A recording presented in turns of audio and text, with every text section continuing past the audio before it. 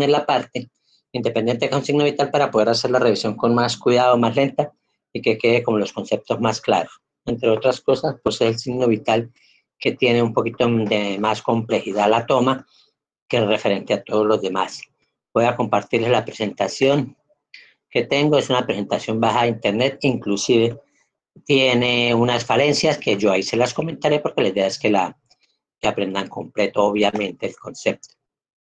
Ya la miramos.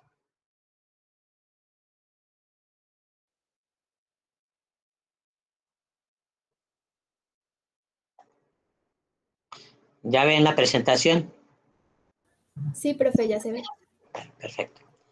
Bueno, esta es una presentación cogida casi que al azar de la del internet, mirando de pronto que tuviera un poquito más de detalle en algunas cosas, pero de todas maneras tiene otras falencias que ya las comentamos.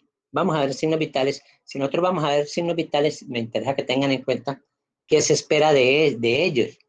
Ellos son unos indicadores, unas pruebas de screening, si se quiere, que permiten a la persona tratante del paciente evaluar en 4 o 5 procedimientos cortos y rápidos el bienestar de la salud del paciente. Lógicamente, que no es que si están los signos vitales bien, podamos decir el paciente está perfecto, ni si están mal necesariamente está grave. Son unos indicadores que nosotros tenemos que evaluar a la luz del conocimiento médico y del resto del examen físico. Pero nos permite, a través de esos signos vitales, determinar de pronto un poquito la prioridad y o la urgencia con que tiene que ser atendido ese paciente, ¿sí? Entonces, nos permite, lógicamente, no quiere decir que si, insisto, que si están normales no tengamos prioridad, porque un paciente puede tener un dolor muy intenso, necesitar un procedimiento rápido y los signos vitales estar apenas un poquito alterados y estar aparentemente por lo demás normal, ¿sí? Entonces, no quiere decir que tenga que estar malo. Un paciente puede tener un cáncer terminal y estar con unos signos vitales en ese momento estables, ¿sí? O dentro de límites normales. Entonces, tenemos que tener el criterio claro que es un indicador que nos orienta sobre el estado del paciente, en general el estado metabólico, que nos permite como escalarlo, como diferenciarlo de pronto en prioridades sin ser una regla clara y sin poderlo juzgar así. Entonces, tenemos signos vitales. Aquí en la diapositiva ustedes verán 4. Hablan de presión arterial, hablan de pulso o frecuencia del pulso, hablan de frecuencia respiratoria y temperatura. ¿A qué voy? Que faltan signos vitales ahí. ¿Quién me dice? Para mí faltan 2, pero a ver, ¿quién me colabora y me dice cuál falta? La saturación de oxígeno, profe. Listo, ese es uno que hoy en día toca considerarlo como signo vital. Si uno mira las presentaciones que hay en internet, algunas lo traen, otras no. Pero sí, yo creo que debemos empezar a considerarlo como signo vital. Y los corcho, ¿cuál otro falta? Los voy a rajar por falta de perspicacia. Mucho silencio, mucho silencio. Claro que me sorprenderían gratamente si se dan cuenta cuál es el que falta. Bueno, el de frecuencia cardíaca. Pulso y frecuencia cardíaca no es lo mismo. Pueden, en la mayoría de las bases, y deben tener un valor igual, una cifra igual, porque generalmente el pulso va a corresponder al latido cardíaco. Pero ustedes pueden tener latidos cardíacos en los cuales no se perciba el pulso y entonces ser valores diferentes. Eso nos va a indicar otras cosas a nosotros que ya vamos a revisar. Entonces sería presión arterial, frecuencia del pulso, frecuencia cardíaca, frecuencia respiratoria, temperatura y hoy en día pulsioximetría. Insisto, ustedes van a encontrar partes donde la incluyen, otras en que no. Yo considero que la pulsioximetría cumple los requisitos de ser un signo vital y por eso lo considero que se tiene que considerar ahí. No sé cuando ustedes vean semiología si lo tengan o no, pero de todas maneras en este momento de COVID yo creo que ya nos quedó instaurado en todas las historias clínicas debemos colocar saturación de oxígeno, al menos en este momento. Después puede ser que nos relajemos un poquito, pero en este momento la saturación de oxígeno tiene una importancia muy relevante y bastante alta que no podemos olvidar. La presión arterial, dije que la vamos a pasar. El fonendo sí quiero que lo revisemos porque de todas maneras lo vamos a necesitar para la frecuencia cardíaca, lo vamos a necesitar para la frecuencia del pulso. Aquí lo tienen presentado la descripción en la presión arterial, pero revisemos. Fonendoscopio o estetoscopio, ustedes lo deben conocer. Es este aparato que encuentran ahí. Pueden encontrar variaciones, lo pueden encontrar con una manguera como este caso, lo pueden encontrar con dos hasta abajo, lo pueden encontrar con mecanismo de diafragma grande y pequeño, lo pueden encontrar con campana grande y pequeña, o lo pueden encontrar intercambiables para usted ajustarlo si el paciente es adulto o pediátrico. Encuentran diferentes modalidades. Inclusive pueden encontrar algunos fonendos que pueden tener un equipo de amplificación dentro del mismo fonendo para aumentarle el volumen a lo que estamos oyendo. Obviamente ese no lo ve uno con frecuencia, son unos equipos bastante costosos y no sé hasta qué punto se justifique o no tenerle un amplificadorcito al fonendo. De todas maneras se ve como, uno los ve y se ve como de mucho caché y muy elegantes, pero no es una cosa que todavía sea muy comercial y no es fácil conseguirlo porque uno no los ve en donde compra los equipos. Generalmente no ve usted fonendos con amplificación, pero sí existe.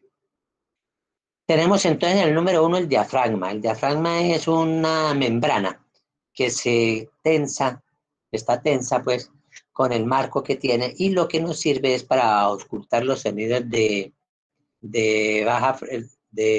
alta frecuencia, perdón, nos da una mejor transmisión en los procesos de auscultación. La campana, que es la contraposición, nos transmite mejor los sonidos de baja frecuencia y entonces nos puede servir para soplos. En la toma de presión arterial nos pueden recomendar la toma de campana, especialmente en niños, y para algunas auscultaciones de sonidos donde son más bien baja frecuencia, porque nos va a dar un poquito más de claridad en ese sonido, una mejor transmisión.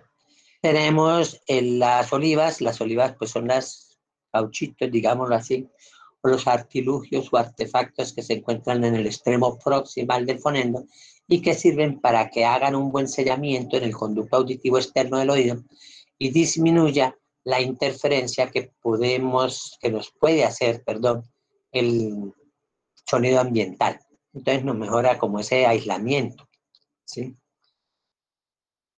El cuarto lo podemos, aquí nos lo llaman fuelle, pues es obviamente un mecanismo elástico que nos va a permitir que las olivas se ajusten, ¿sí? Y nos queden ajustaditas en ambos oídos, y no que nos quede flojo, que se separen o se caigan y nos compliquen la auscultación. El quinto, pues es el tubo, manguera, que va a llegar, que va a comunicar a los brazos de los auriculares con el sistema de diafragma o de campana para hacer la transmisión del sonido. No tiene una distancia específica, pero sí se recomienda que sea alrededor de 40 centímetros, que es la distancia que nos va a dar un espacio suficiente para alcanzar a examinar al paciente sin caer encima del paciente, pero sin que quede demasiado lejos que nos pueda disminuir la conducción del sonido. Pero si ustedes miran, generalmente no dan una distancia específica en lo que leen de fonendo, pero generalmente se recomienda alrededor de los 40 centímetros, ¿sí? Como para que tengan una idea. Lógicamente, si es un poquito más largo, nos permite estar un poquito más distante del paciente, pero sacrificamos algo de la calidad del sonido. ¿Sí? Cuando vayamos a escoger un fonendo, tenemos que escoger, obviamente, el que nos guste y nos satisface a nosotros. Y también que se nos ajuste al precio y al presupuesto que tengamos. Pero debemos tratar de validar la calidad acústica ofrecida. No sé en estos días si nos dejen ponerlo y colocárnoslo en los oídos y todo, pero de todas maneras nosotros en lo ideal debemos apreciar la calidad acústica, debemos mirar qué servicios presta, porque obviamente pueden ser solo de campana, puede ser solo de diafragma, puede tener de ambos, puede tener intercambiables, entonces hay mucha variedad. Hay unos cardiólogos especiales que casi que le identifican a uno los soplos, pero es que eso no lo necesita uno y tiene unos costos muy altos. Depende del presupuesto de cada quien. La calidad de los materiales utilizados, pues generalmente va unado a las marcas y a los precios. La comodidad puede depender de la calidad de las olivas y del peso del fonendo.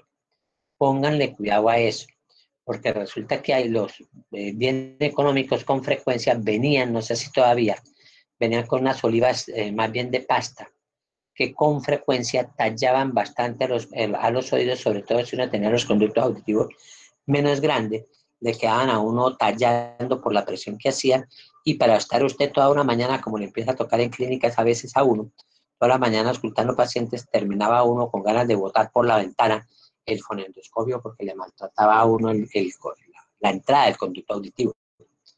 Entonces, tener en cuenta eso, la comodidad, aunque ya muchos o la mayoría vienen con olivar de silicona o plástica, que obviamente maltratan mucho menos, pero tienen que mirar eso, la comodidad. Y marcas de confianza, pues ustedes pueden encontrar. La marca, pues ustedes conocen que Lindman son los más socorridos aquí en nuestro medio porque es una marca de origen americano. Pueden encontrar Rapaport, que son europeos, que son los de 2 mangueras, aunque aquí conseguimos tipo Rapaport, pero a 40 y 50 mil pesos, que obviamente no son Rapaport originales, ¿sí? Pero dan una buena audición. Y ustedes tienen que mirar cuál les gusta más. Los que les digo tipo Rapaport, que son doble manguera, que tienen generalmente los cabezotes intercambiables, que pueden cambiar usted de diafragma, tiene 2 diafragmas, grande y pediátrico, y tiene 3 campanas, que son la de recién nacido, las medianas como para niños, y la de adulto. Lógicamente en un estuchito que tiene reemplazo de las diafragmas, pues muy bonitos, muy cupitos, los comunes y corrienticos, ya le digo que son tipo Rapaport, pero no son Rapaport, son muy económicos, tienen un pero, que es que son bastante pesados, entonces tenemos que mirar si no nos incomoda el peso al cuello, ¿sí? Claro que lo podemos echar en el bolsillo, pero podemos mirar, son bastante pesaditos a diferencia de los otros. Y tienen una ventaja para mí, Gabriel Serrano, personalmente. A mí me gustaba bastante, no me gustaba porque ya lo estoy usando casi fonendo, pero me gustaba bastante la sonoridad en la que yo percibía los sonidos. Algo personal porque obviamente eso varía. Hay quienes oyen mejor con unos, hay quienes oyen mejor las frecuencias bajas, hay quienes las oyen mejor altas, depende, ¿sí? Entonces puede ser una ventaja para mí, pero no necesariamente para otros. A mí me gustaban esos, que aparte de que tenían un buen precio, pues dan una buena conducción, a mi gusto. Pero eso lo debe probar cada quien, porque ese era el gusto de cada quien. Y marcas, realmente marcas, aquí la que uno maneja como que se conoce es la Lindman. Las otras marcas, por lo menos yo no conozco, ya le digo, la Rapaport, pero es que generalmente uno aquí no consigue casi Rapaport, porque esos son europeos, y entonces aquí no se traen casi equipos médicos de Europa, sino son la mayoría de americanas, o de casas matrices americanas, porque fácilmente son made in Taiwan, made in China, pero con los estándares de calidad que exigen las casas americanas. Pueden encontrar también fonendos ticos o taicos, que es una marca buena, que es más conocida por marca de tensiómetro. Se escribe T con Y y cos ticos, pero con Y, que son también una buena marca, aunque generalmente es una marca de tensiómetros. Pero a veces se encuentran unos fonendos también, pero no sé si es que vengan en juego. Yo vi alguna vez, pero no sé si se consigan solos o venían con juego con el tensiómetro, pero alguna vez vi que me llamó la atención. De presión arterial dijimos que ahorita no nos íbamos a meter con ella, vamos al pulso arterial. Es frecuencia del pulso. ¿Qué es pulso? ¿Quién me dice que es pulso? Un voluntario, un regalado, colaborador. Para ir haciendo la diferencia con frecuencia cardíaca. Señor. Profe, creo que el pulso es la fuerza con que la sangre golpea las paredes de las arterias. Bueno, esa es la mitad de la definición. Sí depende de la fuerza con que la sangre expelida por el ventrículo izquierdo dilata las arterias, pero es una onda realmente que se transmite a lo largo de toda la arteria y que se transmite lógicamente desde el comienzo de la aorta, desde la salida de la aorta, desde el corazón, donde el volumen eyectado por el ventrículo izquierdo produce una distensión de la aorta, con una particularidad. Esa distensión se produce por la elasticidad de la aorta, de las fibras elásticas y musculares, pero precede, ¿sí? Se produce tan pronto se abren las válvulas y va a empezar a salir la sangre, esa onda va, digámoslo que un poquito más rápida, o más que más rápida, va adelantico de la sangre que la va dilatando. Entonces, ¿qué permite eso? Disminuir la resistencia. Esa onda de pulso, esa onda expansiva, va obviamente aumentar el diámetro de la arteria aorta y obviamente los vasos que van formándose a partir de las divisiones, pero entonces van al pie casi, o un poquito antesito de la arteria, y entonces hace que sea más fácil el tránsito de la sangre, por lo que se está disminuyendo esa resistencia.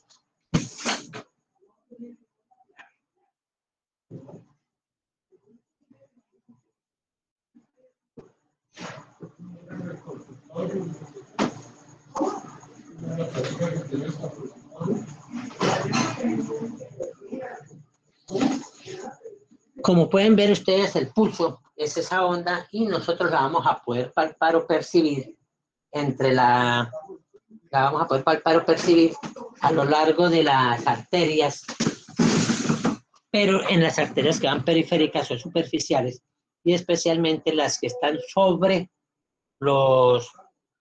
las articulaciones, porque necesitamos que esté la arteria superficial para que la podamos palpar y que tenga un contacto con una superficie dura que sería el hueso.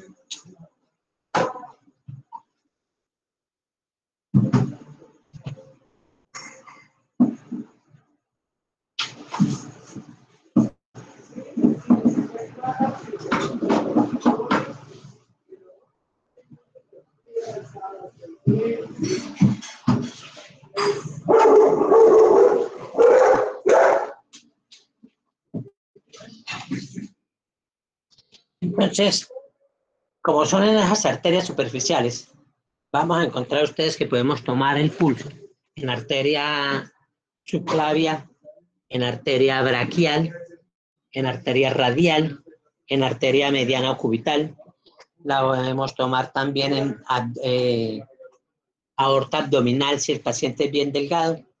La podemos tomar en ilíacas, femorales, oblíteas, tibial anterior y posterior y pedias. Todas esas se encuentran superficial y vamos a ser fácil poderlas evaluar.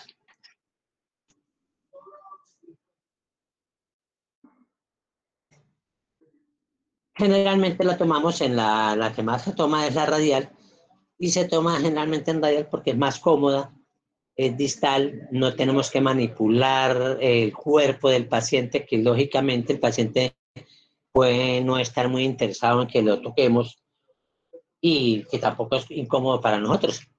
Tocarlas del cuello, pues generalmente a nadie le gusta que le cojan el cuello. Es más bien algo instintivo. Si ustedes venden de los mamíferos, usted les va a coger el cuello, a los animales generalmente no se dejan, porque por instinto, por la vitalidad y por la importancia que tiene el órgano, generalmente no es cómodo para uno la palpación del cuello. Axilar, podemos tener el inconveniente de nosotros, obviamente con la palpación axilar, podemos encontrar la incomodidad del sudor del paciente, y pues obviamente dependiendo de lo aprensivo que sea cada quien, puede ser que le incomode o no. Pero si no, por lo menos incomodamos al paciente y puede ser incómodo para nosotros. Si el paciente es costilloso, pues mucho más complicado la palpación a nivel axilar. Y lógicamente a nivel de inguinal o femoral, pues es por la parte del pudor, ¿sí? Aunque es una arteria grande, fácil de palpar, muy interesante en cuanto para tomar el pulso, pero pues que nosotros estemos que destapar el área inguinal para tomar el pulso ilíaco, pues no es cómodo para los pacientes. Y poplitea, pues sí es una buena arteria, pero ya estamos mirando distal, lo mismo que las de los pies. Entonces, por comodidad, generalmente la radial es la que se toma. ¿Cómo debemos hacerlo? Con los pulpejos, que son la parte más sensible de la mano, con el segundo y el tercero. No se escoge el pulgar porque el pulgar tiene, por ser un poquito más grueso, tiene una arteria un poquito más grande, y se puede, a veces a nosotros hacer presión, podemos sentir el pulso de las arterias del pulgar. Y eso nos hace que ese palpar el pulso nos pueda confundir y no sepamos si lo que estamos tomando es el pulso de nosotros mismos o el del paciente. Entonces, tener en cuenta eso. Se percibe como un salto sobre la arteria, digamos que nos pega, nos golpea en nuestros pulpejos. Y vamos a contar el número de veces que se presentan ese salto por minuto. Cuando nosotros estamos tomando el pulso, pues tenemos no solo que contar, sino ponerle cuidado pues al ritmo, a la características del pulso, a la amplitud que tiene, a la intensidad, para que nosotros hagamos una evaluación. Si estamos hablando de signos vitales, nosotros estaríamos hablando únicamente de frecuencia del pulso. Pero obviamente cuando estamos tomando la frecuencia del pulso, tenemos que tener en cuenta, cuando estamos tomando la frecuencia del pulso, tenemos que tener en cuenta también esas características, porque si nosotros estamos examinando al paciente, pues vamos a tener que saber qué otras cosas tienen. Entonces, sí es la toma de signos vitales, pero si los estamos hablando nosotros, debemos integrar esa información a toda la que obtenemos del paciente para que forme parte del examen físico.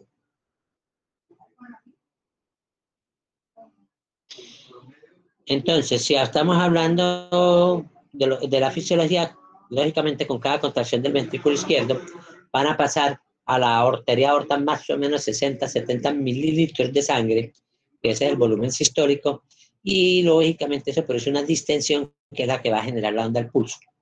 ¿Sí?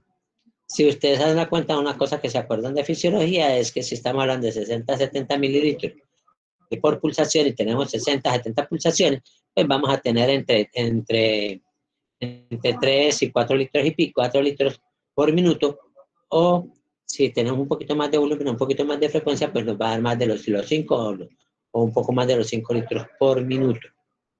¿Sí?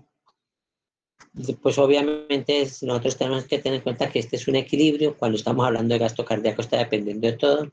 Cuando estamos hablando de presión arterial, pues estamos teniendo en cuenta la presión arterial y estamos teniendo en cuenta esos factores que son toda la parte de fisiología cardiovascular, que son las que se encargan de dar ese equilibrio. ¿Qué necesitamos nosotros en fin de cuentas? Que nos llegue el volumen sanguíneo apropiado a todos los órganos del cuerpo, a todas las células, no solo los órganos, a todas las células del cuerpo, para que tengan el alimento y el oxígeno que necesitan. Entonces, el gasto cardíaco es importante que se mantenga para que alcance a llegar suficiente oxígeno y suficiente alimento a todo el cuerpo humano. Nosotros, hablando de pulso, podríamos de pronto hablar del pulso apical, haciendo referencia al punto de máximo impulso que se puede encontrar en el corazón, generalmente en el ápex, que lo vamos a encontrar alrededor de la línea axilar anterior o línea entre el axilar anterior y medio clavicular, generalmente alrededor del quinto espacio intercostal. Y obviamente si el paciente es delgado podemos visualizarlo e inclusive podemos contarlo o tocarlo sobre los músculos intercostales. Podemos encontrar esa onda pulsátil del ápex cardíaco. En el pulso aquí nos recuerda que nosotros debíamos ser capaces de valorar la amplitud y la fuerza del pulso. Tener en cuenta que el pulso puede ser fuerte, débil o podría ser imperceptible. Cuando hablamos del imperceptible, ahí entra a jugar, ¿sí? Lo que yo les digo, que pueden presentarse latidos cardíacos donde no se alcance a percibir el pulso periférico y nos dé una frecuencia cardíaca diferente a una frecuencia del pulso. Por ejemplo, en una extrasistolia, ustedes sabrán que es un latido cardíaco fuera del ritmo. Si se produce la contracción del ventrículo muy cerca a la contracción anterior, el ventrículo no se ha alcanzado a llenar suficiente y el volumen eyectado en la contracción, en la sístole, puede ser poquito y hacer que esa onda que se presenta, esa onda del pulso, sea tan suave que nosotros no la palpemos. Entonces, en este caso nos va a dar una diferencia entre la frecuencia del pulso y la frecuencia cardíaca. Si nosotros no alcanzamos a palpar la onda, muy seguramente esa pulsación, esa contracción no alcance a ser efectiva para que la sangre llegue a las áreas distales del cuerpo. Entonces es un dato que sí puede ser muy importante para nosotros si se está presentando contracciones con muy poca eyección de sangre, porque pueden no ser efectivas y nosotros estar considerando que el corazón está trabajando bien, pero no estar siendo efectiva esa bomba. Del estetoscopio ya lo hablamos, ya lo revisamos. El pulso nosotros podemos hacerlo comparativamente en ambos extremos del cuerpo o en todos los puntos que pasan arterias superficiales, y con ello estaríamos haciendo un examen vascular. Si nosotros vamos a mirar el pulso por ejemplo aquí el pedio que se está tomando, claro que la foto es como del mismo pie. Si estamos tomando el pulso del pedio, tanto el izquierdo como el derecho, podemos estar evaluando de una forma indirecta la circulación, la calidad de las arterias de la pierna. Entonces nosotros podemos encontrar en pacientes seniles, en pacientes arterioscleróticos, en pacientes diabéticos, encontrar que ese pulso está diferente en ambas arterias o estar muy disminuido o inclusive no palparse, ¿sí? Y son signos lógicamente de obstrucción arterial, ya sea completa o parcial. Entonces, en examen físico, si nosotros denotamos esa diferenciación, es importante que la registremos y que la estudiemos porque nos está indicando un compromiso más allá de lo que es el signo vital, pero que forma parte del examen, ¿sí? Ya vimos, aquí vemos la toma de pulso en diferentes partes, lo vemos en la región poplítea, lo vemos en la pedia, lo vemos en inguinal, lo vemos en braquial. Pero realmente pues lo podemos ver en cualquier parte del cuerpo, recordando que usamos el segundo y tercer dedo principalmente. ¿Cómo vamos a hacer? Ya lo dijimos, las pulsaciones se toman en 1 minuto. Si es una pulsación regular, firme, buena, pues de pronto podemos tomarla en medio minuto y multiplicar por 2, o en 20 segundos y multiplicar por 3. No las tomemos muy cortico, pues la tomamos, por ejemplo, por decir algo en 5 segundos, para multiplicar por 12. Resulta que la diferencia, si en lugar de 3 yo conté 4, o en lugar de 4 no alcancé sino a contar 3, pues obviamente me van a dar 12 pulsaciones de diferencia, que puede ser la diferencia entre una frecuencia normal o puede dar entre una taquicardia. Entonces, cuando el pulso no está bien regular, lo ideal es que lo tomemos mínimo en el minuto completo, o si no, en 30 o 20 segundos, pero que nos dé una mejor información. Y si es un pulso irregular, tómenlo en el minuto completo sin pereza, porque así nos da menos margen de error. En la valoración, pues miramos el ritmo lógicamente va a ser el tiempo entre una pulsación y otra, aunque varían según la inspiración o la expiración por el aumento del retorno venoso al corazón y obviamente del volumen que llega al mismo corazón, pero de todas maneras es una variación lógicamente normal que tenemos que aprender a reconocer. Que nos pueden alterar la frecuencia del pulso, y esto es válido lógicamente para la frecuencia cardíaca. El aumento de la temperatura, por cada grado centígrado de fiebre que tengamos, vamos a aumentar más o menos 10 pulsaciones por minuto. Por las emociones, sea dolor, sea alegría, sea tristeza, nos puede variar. Medicamentos como la adrenalina, como el café, como estimulantes, como la Vive 100, además que generalmente tienes cafeína o guaraná o una santina, pues nos puede hacer variación en la frecuencia cardíaca. Las hemorragias por la producción de anemia aguda nos pueden aumentar la frecuencia cardíaca. Cambios de postura, el de estar sentado, acostado y el pasar de pie, por la baja del volumen sanguíneo que se produce simplemente entre la gravedad y la inercia, pues nos puede aumentar un poquito la frecuencia cardíaca como mecanismo compensador. Las afecciones pulmonares, acuérdense que a través del pulmón nosotros mantenemos el equilibrio también del pH, ácido-base, con la reacción del ácido carbónico, que se puede convertir en CO2 en agua o en bicarbonato de hidrogenio.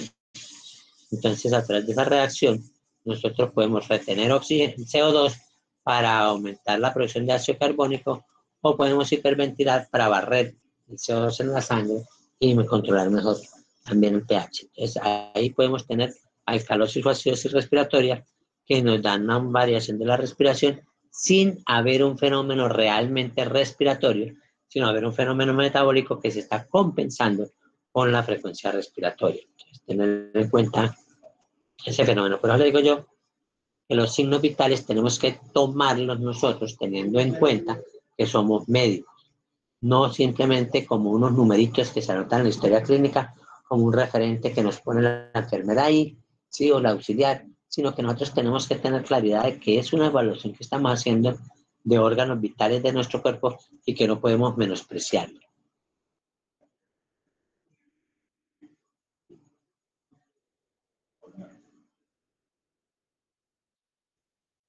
La edad puede variar, obviamente, en niños pequeños pues tienen una frecuencia cardíaca más elevada. Un recién nacido tiene alrededor de 120, 160 pulsaciones por minuto, y al volvernos adultos pues bajamos entre 60 y 90. Medicaciones, lógicamente, también pueden hacerlo según sean tengan efectos cardiotónicos o según tengan efectos relajantes o según puedan tener otros efectos a nivel de vasodilatación o vasoconstricción, nos puede producir variaciones en esa frecuencia del pulso. En frecuencia respiratoria, nosotros vamos a tener en cuenta que lo que vamos a medir es número de respiraciones por minuto. Igualmente, entender la respiración como el ciclo de inspiración-expiración es uno solo. Entonces vamos a contar los ciclos en un minuto, o vamos a contar las inspiraciones o vamos a contar las expiraciones para tener el número. Si lógicamente nosotros le decimos al paciente, a ver, respire, que le va a tomar la frecuencia, pues el paciente nos va a regular voluntariamente la frecuencia respiratoria y el dato no me va a servir. Yo necesito que el paciente esté respirando natural, entonces puede ser que esté auscultando cardíaco y esté mirando los movimientos respiratorios, o puede ser que mientras le pongo la mano o miro a alguna otra parte, esté poniendo el cual la frecuencia respiratoria. ¿Sí? O sea, esperando a hacer una pausa, viendo los movimientos respiratorios al paciente, sea supraclaviculares, sea supraesternal o de reja costal. Entonces, en la respiración, nosotros en la frecuencia respiratoria, tenemos que tener en cuenta que la respiración como tal no solo es la entrada y la salida del aire, sino tenemos que tener en cuenta la ventilación que nos tiene que llegar el aire hasta los bronquios distales y a los alvéolos.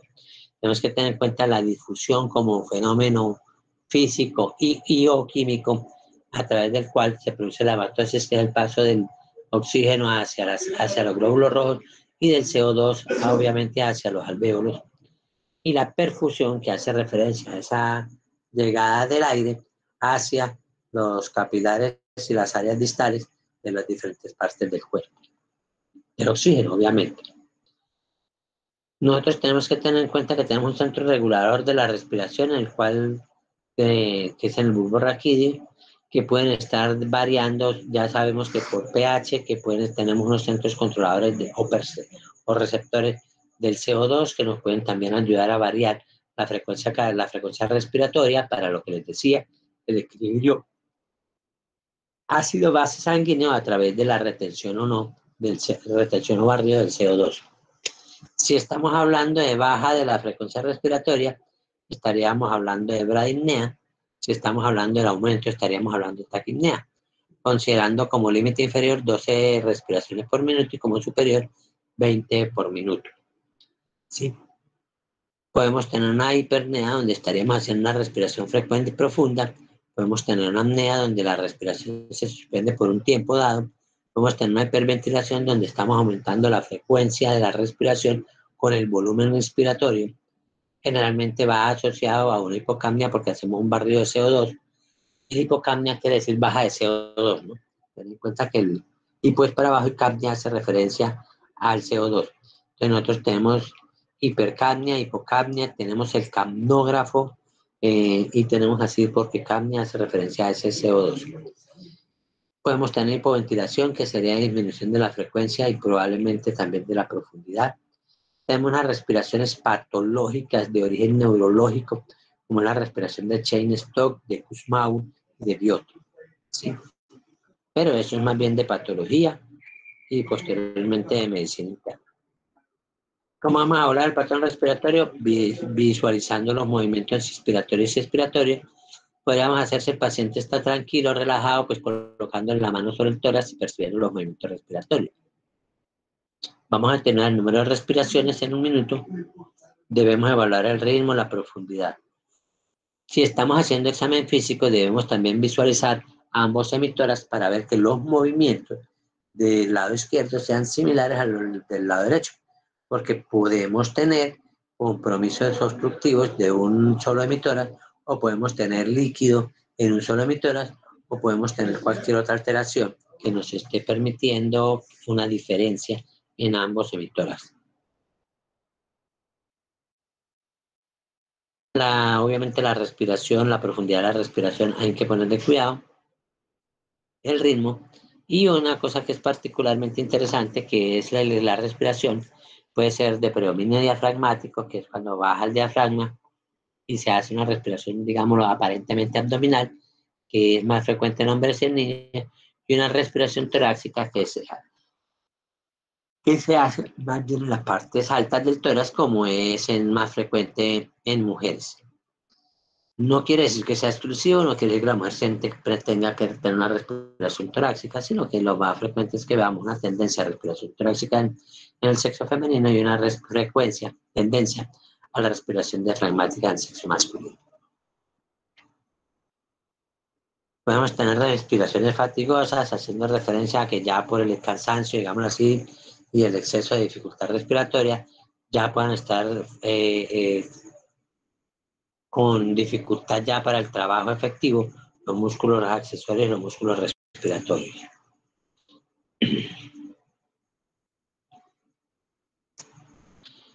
La pulsioximetría o saturometría, pues ustedes la han conocido, no solo por su medicina ya, sino porque lógicamente ahorita con COVID era casi o es casi recomendado que en todas las casas exista un pulsioxímetro.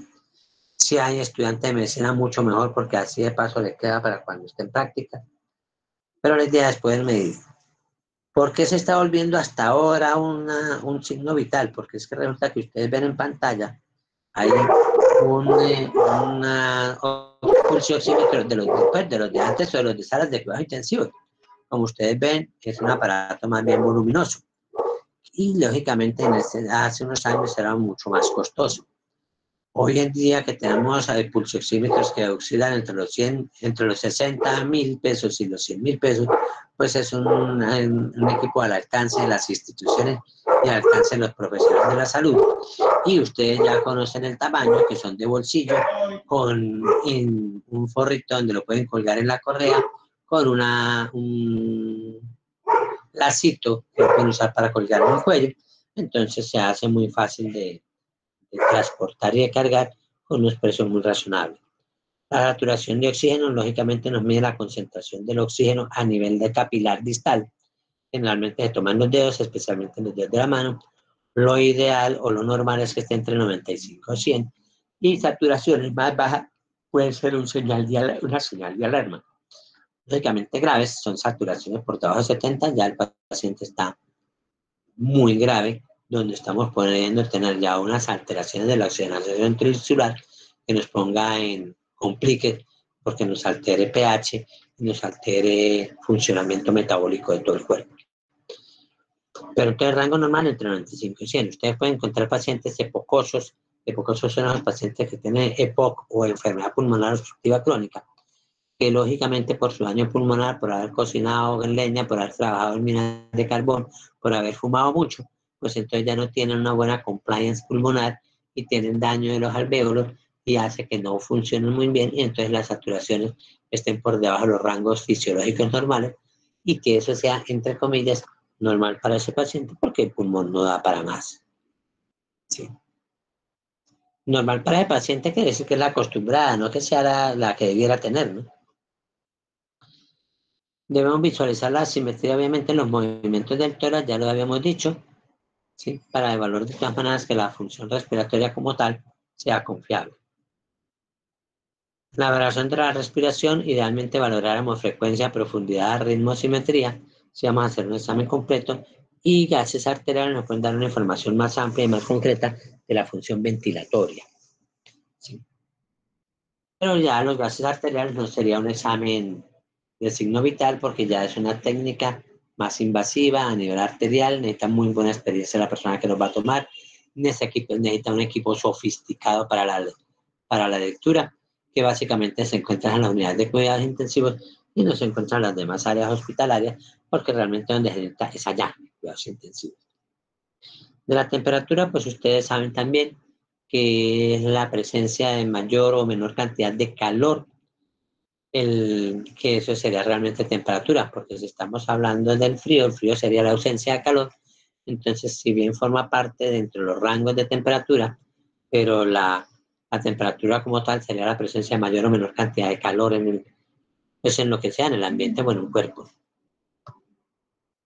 Lógicamente, si estamos hablando de la temperatura corporal, vamos a tener en cuenta unos signos que generalmente acompañan, ¿sí? Donde podemos tener unas bajas de temperatura, donde podemos tener escalofrío, aridez, temblores, donde podemos tener una fiebre, donde vamos a poder encontrar una piel caliente, seca, coloreada por vasodilatación, por la misma pérdida de calor podemos tener paciente con sed, por el mismo aumento de la frecuencia cardíaca que dijimos que puede aumentar más o menos 10 pulsaciones cardíacas por cada grado de temperatura. Entonces, si estamos hablando de que tiene el paciente 40, estamos hablando fácilmente que van a tener 30 pulsaciones más. Si el paciente la maneja en 70, pues estamos hablando ya que la va a tener alrededor de 100, 100 y piquito. Lógicamente, usted sintiendo el corazón a 100, 110 frecuencias, latidos por minuto, usted está con desasosiego, está respirando más rápido y está sintiéndose, aunque no sepa por qué, ansioso. ¿Sí? Y podemos tener ya al empezar la efervescencia, podemos tener una piel que va perdiendo el calor, que puede estar sudando bastante para el enfriamiento y puede estar bastante roja ya por la vasodilatación que se produce, precisamente para favorecer la pérdida del calor. Acuérdense que el sudor, la función que tiene principal, no es simplemente mojarnos la ropita, ¿sí? Sino producir el enfriamiento de la piel por la evaporación del sudor. Al evaporar el sudor, esa reacción de evaporación consume energía y la energía que le va a consumir pues va a ser energía en forma de temperatura y entonces nos va a enfriar, ¿sí? Fiebre, generalmente hablamos de fiebre a temperaturas por encima de 38 grados. Entre 37 y 38 llamamos febrícula y lógicamente temperaturas por encima de 39 y 40 estamos hablando de fiebres altas. ¿Sí? Generalmente la causa, mejor dicho, no, la causa es la liberación de pirógenos endógenos, en su gran mayoría por la destrucción de glóbulos blancos, ocasionalmente también por la destrucción de bacterias y virus, pero lo más frecuente es que sea por la destrucción de células de defensa de nuestro cuerpo, que tienen en su contenido una serie de elementos proinflamatorios, dentro de los cuales se produce un aumento de la temperatura. Acuérdense ustedes que lo debieron ver cuando vieron inmunología, que cuando se aumenta la temperatura, se aumenta la efectividad del sistema de defensa. O sea que no es una reacción mala, nociva, sino una reacción que tiene el cuerpo y tiene esos pirógenos endógenos precisamente para secanar toda la reacción inflamatoria y de defensa, y que lógicamente es lo que se produce para mejorar el sistema de defensa. Siempre cuando reviso este tema les dejo una inquietud para que averigüen ustedes en Google, en libro o cuando pasen por las otras materias, y es cuál es la prisa de nosotros los médicos en bajar la temperatura cuando tenemos un paciente febril. Si basamos en la premisa que la fiebre se produce por la liberación de pirógenos endógenos por destrucción de los glóbulos blancos, ¿sí? Estamos partiendo del hecho que se aumenta la efectividad del sistema de defensa con la fiebre.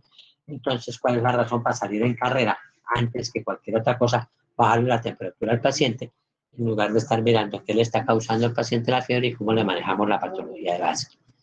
Salvo en los niños menores de 4 años y alrededor de un 4% de toda la población pueden producir convulsiones febriles. Entonces, si ustedes me están hablando de un 4% de la población pueden presentar convulsiones febriles, pues entonces es una cuestión bastante poco frecuente. Entonces, no es la razón principal decir que por miedo a una convulsión es que nosotros estamos corriéndole a bajar la temperatura.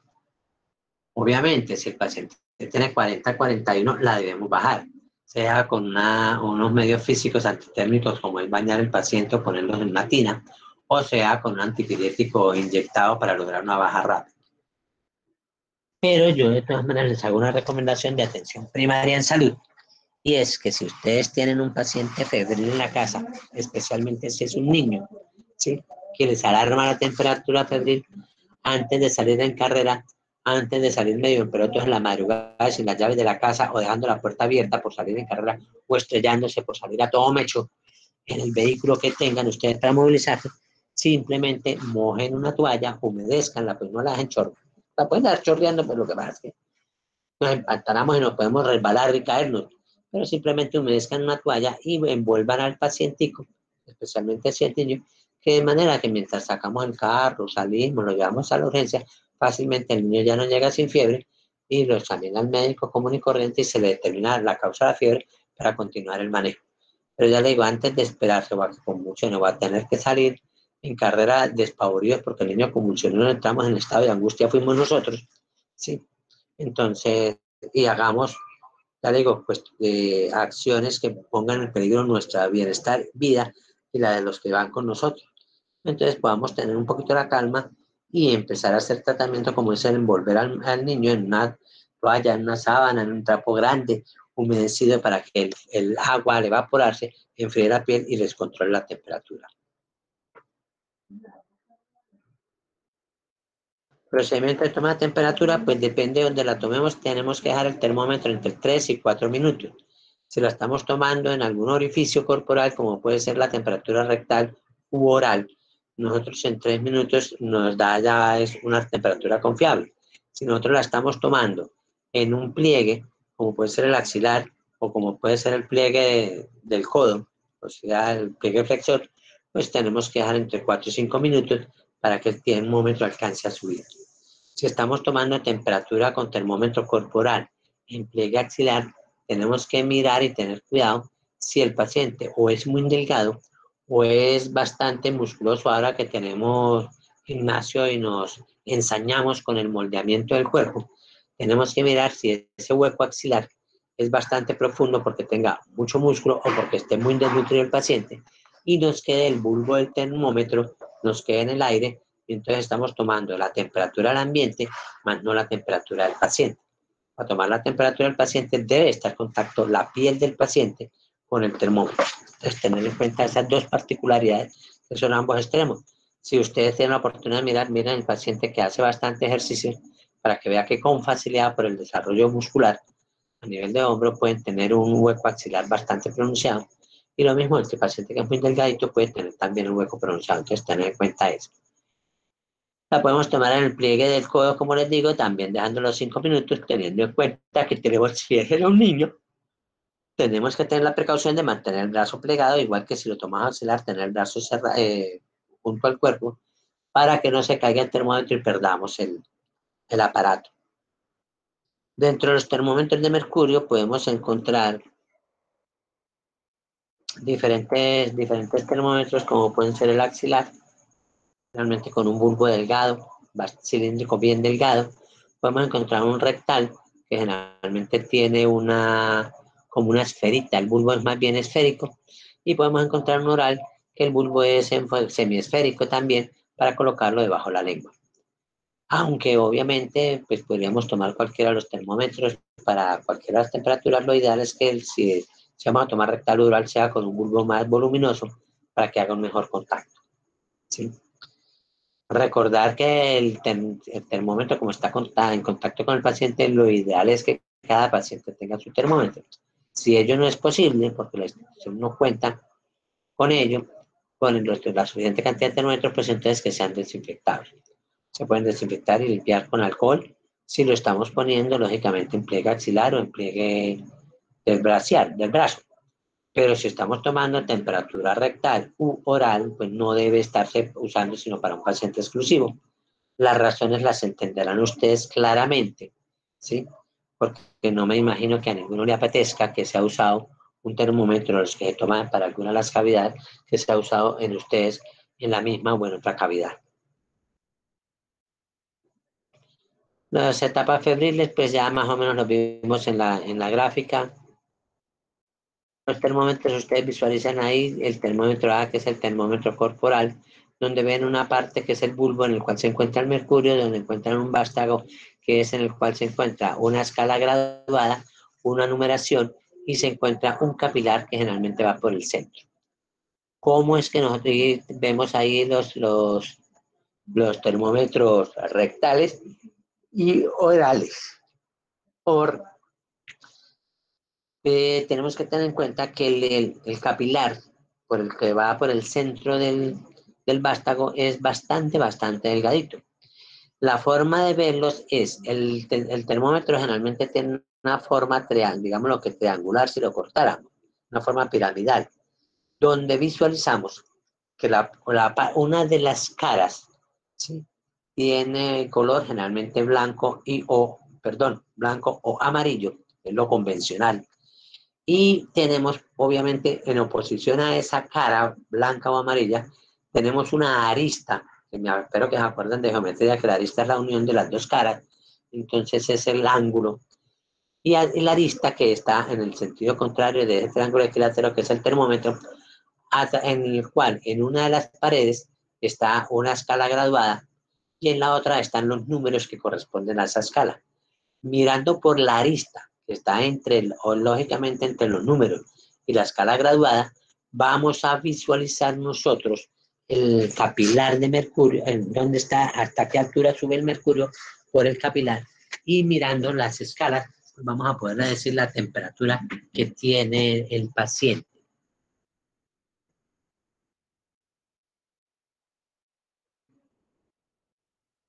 Algunas pautas de la fiebre, pues que puede ser una temperatura sostenida si permanece más o menos en el mismo valor, intermitente si sube y baja, remitente si está produciendo una línea quebrada que baja, sube, reincidente cuando aparece, hace efervescencia y posteriormente un día, dos, vuelve a aparecer, como es en el caso que generalmente manejamos con el paludismo o la malaria, como la quieran llamar.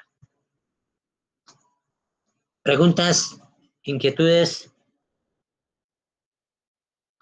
Bueno, de pronto aclarar de la frecuencia cardíaca mientras se me espabilan y despiertan, aclarar de la frecuencia cardíaca que es obviamente hacer referencia a la frecuencia con que late el corazón, ¿sí? Y la vamos a tomar básicamente por fonendo, ¿sí?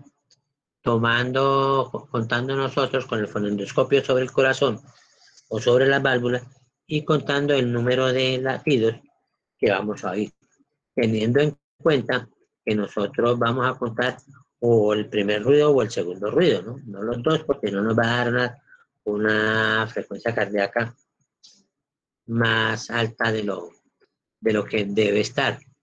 Entonces contamos o la sístole o la diástole en esa tomada. Primero o segundo ruido. Y lo contamos obviamente en la unidad de tiempo, lo mismo que les decía, si lo van a tomar, si la frecuencia cardíaca está normal, regular, simétrica, pues la podemos tomar sin problema. La podemos tomar sin problema hasta 15 segundos. ¿Sí?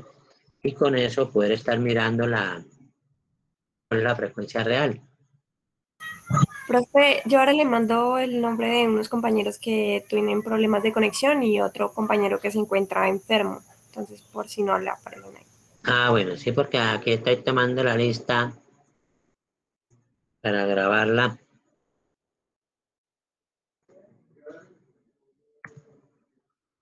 Bueno, entonces la frecuencia cardíaca se tomará así con el fonendo sobre corazón, oyendo la frecuencia. Cuando vayamos a hablar de examen, pues vamos a determinar cómo es que vamos a usarla, cómo es que vamos a auscultar para tener un poquito más de precisión al respecto. Ahora sí, preguntas, ya que tuvieron tiempo de reaccionar. Ah, bueno, perfecto, lo miro.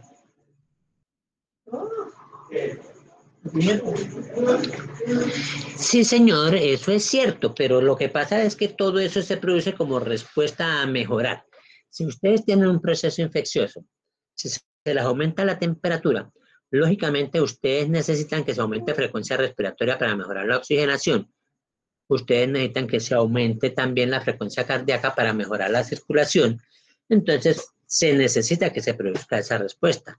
Obviamente, una infección es un estrés para el organismo donde se tiene que aumentar el consumo. Están en un proceso de defensa, se están trabajando todos los leucocitos y se tiene que aumentar esa reacción. Entonces, sí, es cierto que todo se va a producir con la fiebre. No me convence del todo, Luis José, que eso sea una justificación para simplemente bajar la temperatura. Lógicamente, la temperatura está muy alta, 41, 42 grados centígrados. Sí la tenemos que bajar y lo más rápido posible porque estamos corriendo el riesgo que ese exceso de aumento del metabolismo no le haga daño al cerebro o a cualquier otra parte del cuerpo. Eso es totalmente cierto. Pero es que ustedes van a ver, si es que no han visto ya, que llegan a una urgencia con 38,5 y de una vez le bajan la temperatura, le ponen una ampolla de dipirona para bajar la temperatura. Y resulta que estamos arriesgando al paciente porque una ampolla de dipirona nos puede producir una aplasia medular, una dosis de ibuprofeno, de antiinflamatorio en un paciente con dengue, nos puede producir todas las complicaciones que puede producir el dengue para llevarlo hasta la muerte, y la necesidad de bajar la temperatura no era tanta. Entonces, sí es cierto que tengan en cuenta ustedes que el exceso de la temperatura, una temperatura muy alta, sí nos pone en peligro. Eso es cierto, Luis José, totalmente cierto. Pero generalmente lo que yo veo y he visto en urgencias toda la vida es que llega el paciente con 38,5 y 39 y antes de bajarle con medios físicos y usar acetaminofén, llegan de una vez y le ponen la dipirona o le ponen el antiinflamatorio.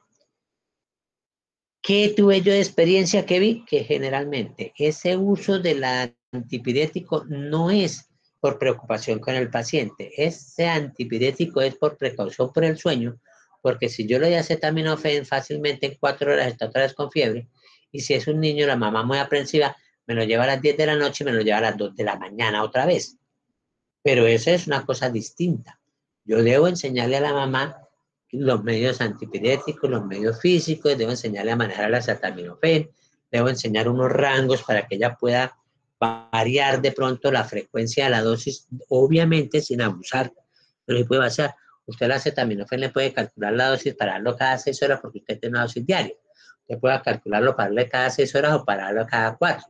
Y le puede dar la recomendación a la paciente, a la familiar, según la temperatura que esté manejando y qué tan frecuente es, y puede variar la fracción. Pero es que a lo que yo voy es a la compulsión del profesional de la salud en bajar la temperatura, que no es riesgosa para el paciente. Es en ese sentido. Entonces, sí, me gusta que me haya respondido, que haya participado con esa opinión, pero sí tenemos que tener en cuenta es cuál es la temperatura que de verdad me está aumentando el metabolismo de una forma riesgosa y no beneficiosa. Porque es que ese es el problema. Si la temperatura que estamos teniendo es riesgosa o es para el beneficio del paciente y de su sistema de defensa. Entonces, es la inquietud que le quiero dejar. Entrar a discutir yo, no tengo la capacidad, no tengo la preparación suficiente para poder soportar mi afirmación de que no tengo que salir en carrera a bajar la temperatura, porque tendría que dominar el tema de toda la liberación de factores de pirógenos y endógenos, cuáles efectos tienen y qué riesgos tienen. Obviamente, yo vi estos temas ya tengo 36 años de graduado, entonces póngale que entre 38 y 40, porque la inflamación la vi en 4º semestre. Entonces, ponerme a hacer yo una discusión con ustedes que la vieron hace un año sobre los pirógenos endógenos, sobre el factor de necrosis tumoral, sobre las calicreínas y todas esas cosas que aumentan la temperatura y que forman parte del proceso de defensa y obviamente el proceso inflamatorio, me cuesta un poquito más de trabajo, y aunque todavía me acuerdo de varias cosas, me siento en desventaja con ustedes si la quedo mal. Pero a lo que voy es simplemente dejarles la inquietud y a que de pronto revisen de verdad hasta qué punto es necesario bajar la temperatura o hasta qué punto es simplemente con los medios físicos antitérmicos, con dejar que la temperatura esté entre 38 y 39. Estamos optimizando el sistema de defensa y estamos beneficiando al paciente. Esa es mi inquietud y se las quiero dejar es como inquietud, ¿sí? Pero gracias, Luis José, me parece muy bien y me gusta porque quiere decir que por lo menos le dejé la inquietud para revisar por allá los que tengan los archivos, que tengan el disco duro. Chévere por eso, pero no se me queden tampoco así. Traten de elucidar ustedes de verdad qué temperatura se justifica bajar, y cuando estén en pediatría, tómense el trabajo de cuestionar a los pediatras para que los orienten con conceptos más científicos que los que yo les puedo dar en este momento sobre la realidad, y si pasan por inmunología, ya teniendo esta inquietud, si no pasaron ya y tienen la oportunidad, pregunten a ver en respuestas, en mecanismos de defensa, porque yo siempre tengo una inquietud, porque uno ve en urgencias que la prisa es bajar la temperatura, y hasta donde yo vi la fisiología, hasta donde yo vi la inmunología, que obviamente hace 35 años la inmunología era muy distinta a la que ustedes puedan ver ahora, pero la reacción inflamatoria era casi la misma, con menos funcionarios en el proceso inflamatorio, porque no se conocían tantos como ahora, pero la reacción tenía más o menos los mismos pasos, las mismas consecuencia. Y el mismo compromiso que puede hacer si se convierte en inflamación crónica, todos los efectos secundarios que puede tener. Entonces, es en ese lado la inquietud. Muchas gracias, de verdad, mi José. ¿Alguna otra pregunta, algún otro comentario?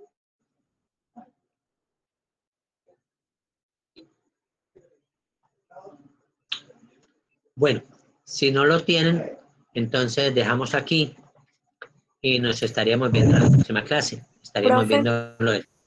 Señora. Esto ahorita que salgan los compañeros, ¿me regala unos minuticos que queremos hablar los monitores con usted sobre lo de las prácticas? ¿Listo? Bueno.